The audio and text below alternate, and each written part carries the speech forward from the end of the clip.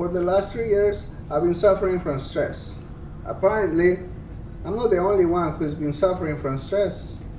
According to the Women's National Resource Center, almost 9 out of 10 people have experienced severe stress during their lives, and that almost 75 to 90% of visits to the physician's office are related to stress. My goal for giving this speech is to inform you about stress, what causes stress, and how to cope with stress. But let me begin by defining stress. According to the Girl Encyclopedia of Alternative Medicine, stress is defined as a person's physical, mental, or emotional reaction to environmental demands or pressures. The most common symptoms of stress are irritability, sleeping disorders, eating disorders, headaches, and hard time focusing. Stress is caused by problems in our daily lives. Problems such as conflicts in our relationships, job pressures, or even traffic. Stress is also caused by negative news. Events like the September 11 attacks in the United States are believed to increase stress.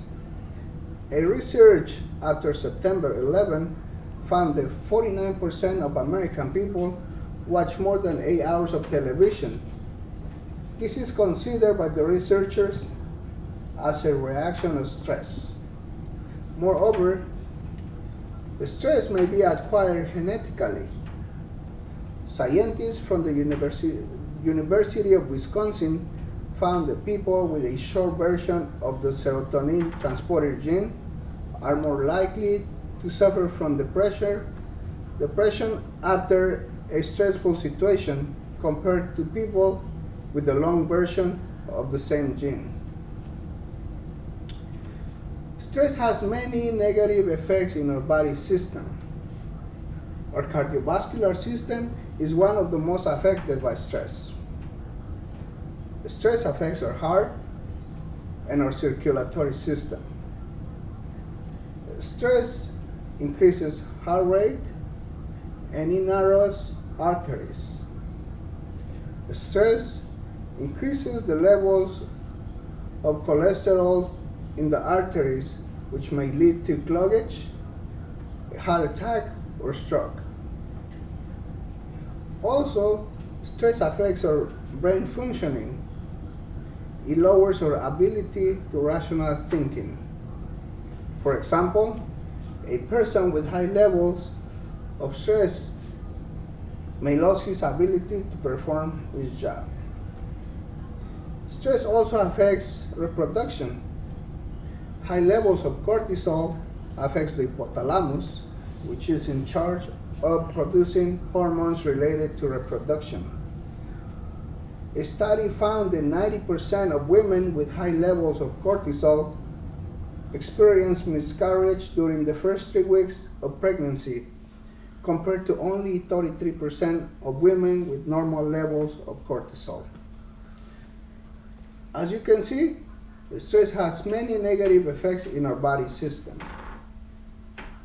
Even though we cannot completely avoid stress, we can learn how to cope with stress. We can use the help of a physician. A physician can help us how to deal with stress. They can even prescribe us with anti-stress drugs if necessary. We can also use cognitive or behavioral therapies. For example, a person with chronic anger problems can learn how to manage its anger. We can practice relaxation techniques, we can practice breathing techniques, or we can exercise. In my case, exercising for 30 minutes a day has tremendously lowered my stress levels.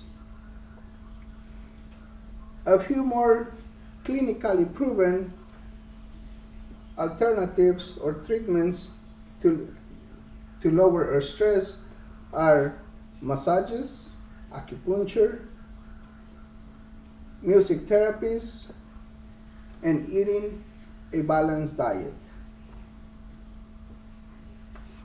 Well, hopefully this information has been beneficial to you.